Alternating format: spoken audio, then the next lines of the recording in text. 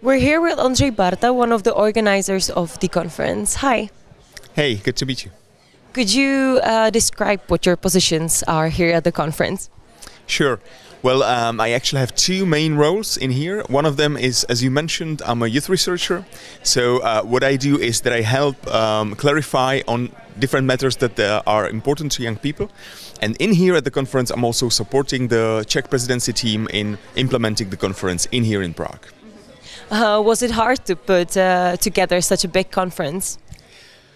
Well, I wouldn't say hard. It was fun, it was interesting, it was definitely a long-term project, so you need to set aside quite some time to actually make it happen.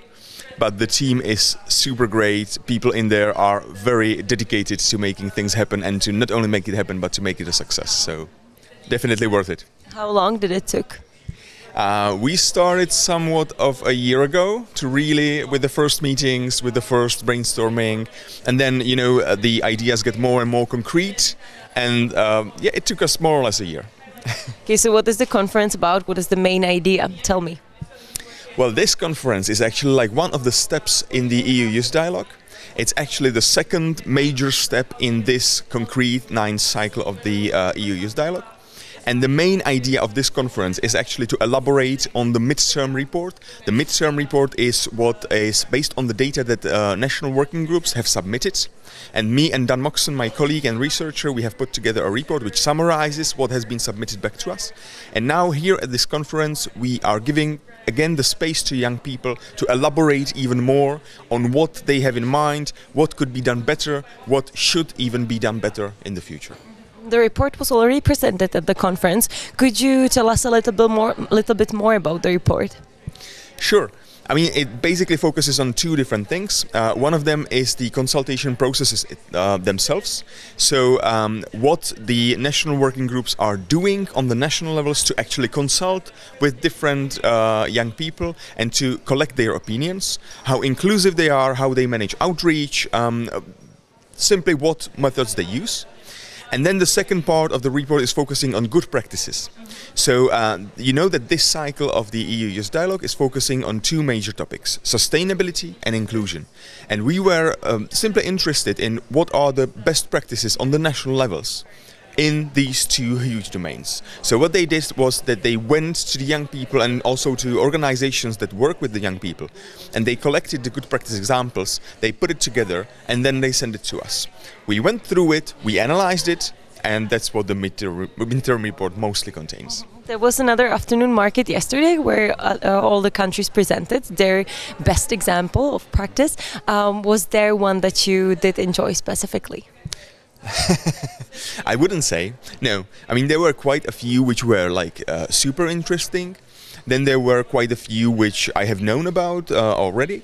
And then, of course, there are some which are not even national, which maybe go more into the international level. So they really, I mean, each of them is very specific and it really depends on what you go for. And there's also, as I presented yesterday, I mean, some of them are like civic engagement, so really identifying a challenge and trying to sort it out somehow.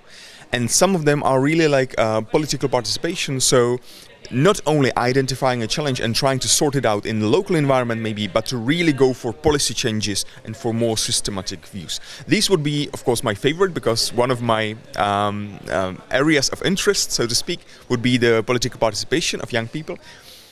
But that's just me. For how long are you involved in the European youth projects? Well, that would be over 10 years now, so there's quite some expertise and also quite some experience, and I've attended some conferences also in the past, but it never, I mean, it never becomes boring or never becomes the same, you know, because the people are the ones who bring in the power, the energy, and it's always amazing. There were some online conferences due to COVID-19. Do you prefer the online conferences or the live ones? Oh, that's easy, the live ones, of course. Okay, and is there a specific event that you're looking forward to at this conference? Specific event? I'm actually really looking forward to the ceremony where we will be actually passing on to our Swedish colleagues, because as you know, this is a trio event, so the trio of French, the Czechs and the Swedish. So one of the last things that is going to happen in here is, you know, kind of passing on the floor to the Swedish. So I'm really looking forward to that, because I think that's going to be quite spectacular. But other than that, I'm really looking forward to seeing the results of the working groups that are actually happening right now.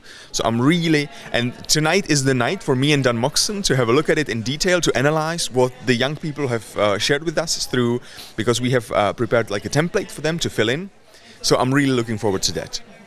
And my last question is there a message that you would like to send to the European youth who are not yet involved in such projects?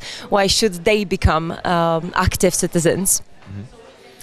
Well, I definitely think that if you are watching this, find more information, and if there's a slightest chance you can get involved.